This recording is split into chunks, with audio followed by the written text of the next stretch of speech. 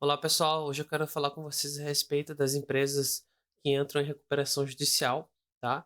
São empresas que, por estarem num processo muito difícil financeiro, acabam tendo suas cotas extremamente desvalorizadas, né? E, consequentemente, muita gente que é nova na bolsa aí de valores, né? Principalmente aí que tem pessoal que está entrando, acaba vendo uma ação ali sendo cotada a centavos e olha especificamente o valor e acredita, né, que ela tá barata, né? Eu vou trazer alguns exemplos aqui mais para frente de algumas empresas, tá? Que tiveram aqui uma situação deplorável ao longo dos anos, mas que constantemente aí estão na carteira dos investidores aí iniciantes, porque acaba chamando muita atenção, né? Pelo baixo valor e geralmente por serem empresas que têm algum nome bem conhecido. Bom, eu estou trazendo aqui essa primeira notícia, tá? Um estudo que foi feito desde o período ali que começou esse processo de recuperação judicial, que foi de 2005 até 2014, tá? Ele abrange um pouquinho das empresas de 2015, então é um estudo que está um pouco desatualizado. Acredito que esse número deve estar ainda pior, tá? Que demonstra que apenas 23% das empresas, né, que entram com pedido de recuperação judicial, elas conseguem retomar as atividades. Então, os outros 76% das empresas, elas declaram falência.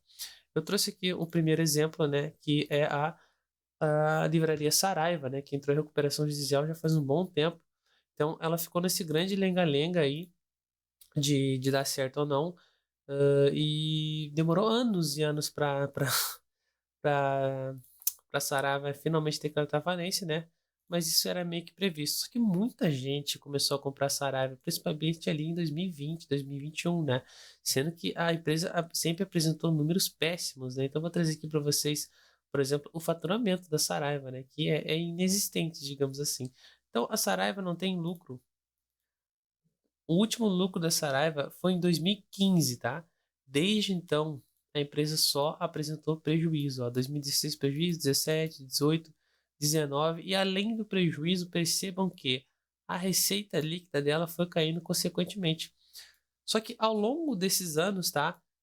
Desde que ela entrou em pedido de recuperação judicial, sempre houveram grandes promessas de que a empresa poderia retornar e aconteceu o que a gente chama aqui no mundo dos investimentos, né? O turnaround, né? Que é tu comprar uma ação ali a 10 centavos, né?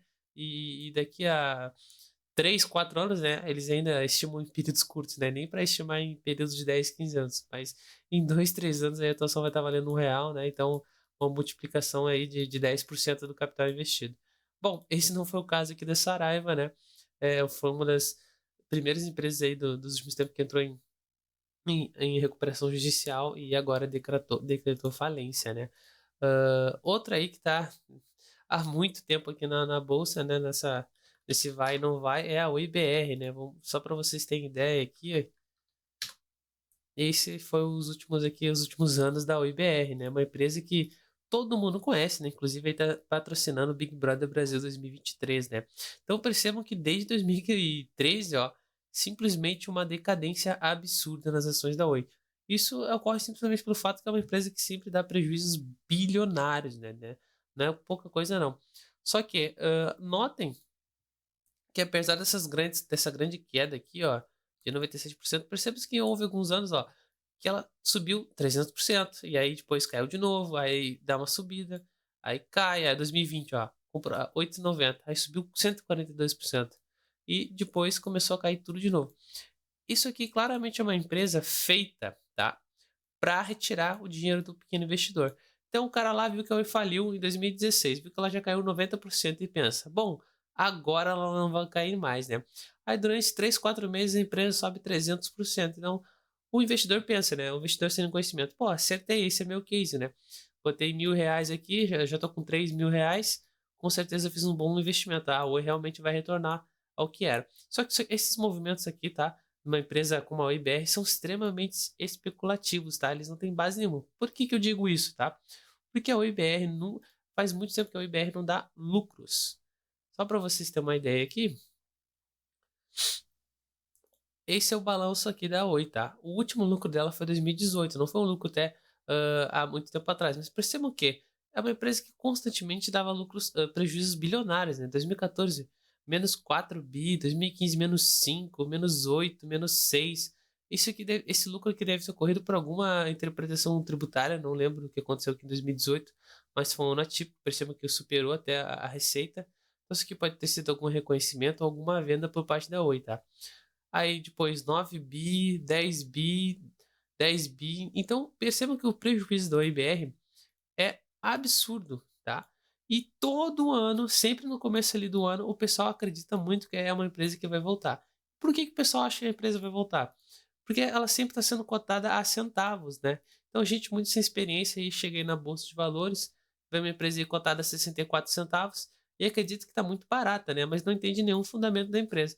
Então, se vocês abrirem, pode ser no Status Invest, Investidor 10, olhem o faturamento das empresas que vocês estão pensando em comprar. Não compra qualquer empresa assim do nada, principalmente essas empresas que estão cotadas a centavos, tá? Geralmente essas empresas aí têm sérios problemas. Bom, outra aqui que eu trouxe aqui é as lojas americanas, né? E o pessoal descobriu aí, né? Um rombinho aí de 40 bilhões de reais. E, consequentemente, né? As ações americanas já estavam em queda há um bom tempo, né? Se eu trazer aqui para vocês, as ações das americanas, tá? Elas já estão com queda ali desde 2020, né? Que foi o pico máximo dela, né? Vocês podem ver que foi aqui, naquela pandemia ali, naquele pós-pandemia que estava todo mundo animado, principalmente porque tinha muito dinheiro no mercado, né? Por causa dos auxílios do governo. E desde então ela foi caindo.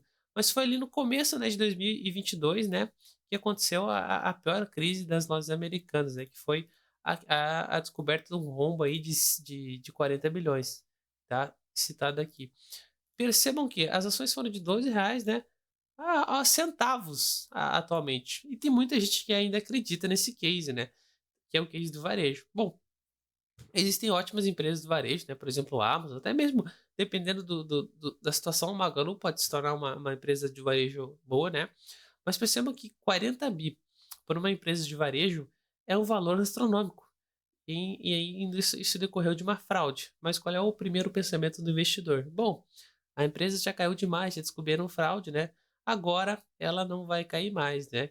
Então provavelmente vai seguir o mesmo fluxo que aconteceu ali em Casas Bahia, né? Que não traz recuperação judicial, mas é o mesmo princípio. A ação vai lá, cai para 60 centavos, eles fazem o que eles chamam de agrupamento, né? Eles transformam junto as ações, né? Então se tu tinha 100 ações valendo 60 centavos, vai ter aí 10 ações aí valendo R$ 6. Né? Se minha matemática não tá tão falha aí. Deve estar falha porque aqui tem centavos. Bom, então eles ficam fazendo esse processo de juntar ações, né? Consequentemente, tu juntando, eles juntam as ações e ela vai continuar desvalorizando, vai continuar desvalorizando.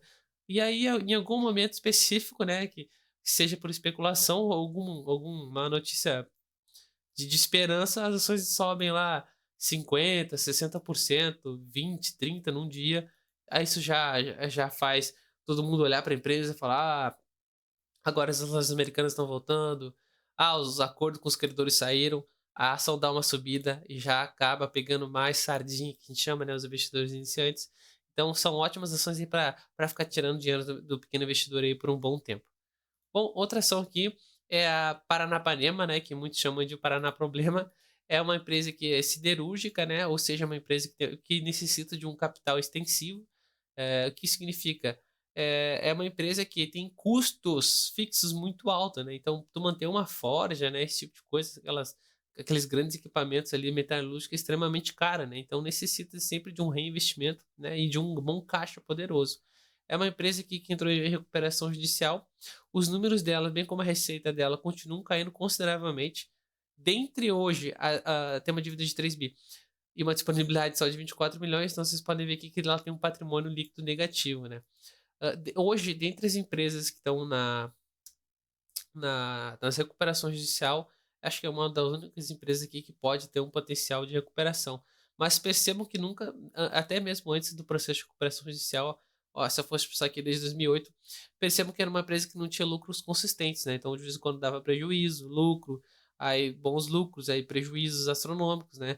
2016 aqui foi um para vocês verem, aí 2017. Então percebam, ó, desde 2000, o último lucro foi 2015. Então, desde 2015 a empresa só apresenta prejuízo. Uns menores, outros piores, mas 2020 foi o pior, né? Que foi quase 1 bi. E percebam que agora, em 2022, ela apresentou 2 bi e 700 milhões de dívida. Então, consequentemente, é uma empresa que só está acumulando dívida, tá? Pode ver que não tem uma crescente na receita dela. Ela é uma receita que sobe e desce. Não é uma receitinha bonitinha que vai subindo. Então dificilmente é uma empresa que vai sobreviver. Mas, né, recuperação judicial, a gente não pode dar certeza de nada, mas estatisticamente é uma empresa que está fadada ao fracasso. Só que diferentemente das outras, ela tá no setor teoricamente aí é interessante, mas por precisar de muito capital é perigoso. Bom, eu tô trazendo aqui um quadrinho, né, do canal aí, do blog aí do Baster, tá? Que representa bem como é que são os investidores aqui no Brasil, né? Que eu não chamo de investidor, né? Eu chamo de especulador. Percebam a diferença de quantidade de sócios de uma empresa para outra, tá? Desse lado aqui, só a empresa que dá lucro, tá? Nunca apresentou prejuízo. E desse lado aqui, empresas que não têm nenhum tipo de lucro consistente ali. Lucros consistentes das empresas aí são 1, 2 anos no máximo. E depois só prejuízo e fraude. Então percebam que nas empresas que apresentam lucros, né? A quantidade de investidor é muito menor do que as empresas que apresentam prejuízo. Por quê? Porque essas empresas aqui não estão muito na boca do povo, né?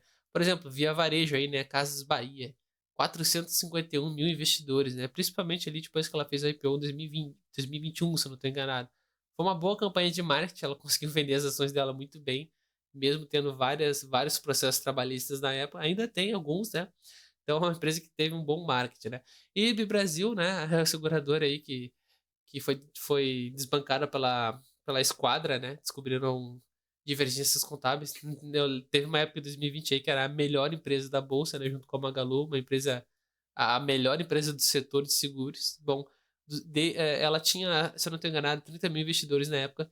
Depois que ela descobriram uma fraude, as ações dela caíram 90%, o número de investidores simplesmente quadruplicou. Então isso mostra como funciona o investidor na Bolsa brasileira, né? A ação estava a 10 e caiu para 1. Bom, agora é a hora de comprar certamente uma empresa que vai subir. E ignora completamente, né, a questão de faturamento e demais indicadores fundamentalistas. Dentre essas empresas aqui que não dão muito lucros, tá? A gente tem que destacar aqui Caixa Seguradora, tá? Porque atualmente tá dando bons lucros, né? Então é uma empresa que melhorou. Então quem comprou Caixa Seguradora aí deve estar feliz, tá? Agora, a Gol, a empresa aérea dificilmente dá lucro, então é praticamente empresa especulativa. Eletrobras, né? Agora depois de privatizada, muita gente acredita que pode continuar dando lucro, né? Mas é difícil. Ainda tem uma interferência do governo.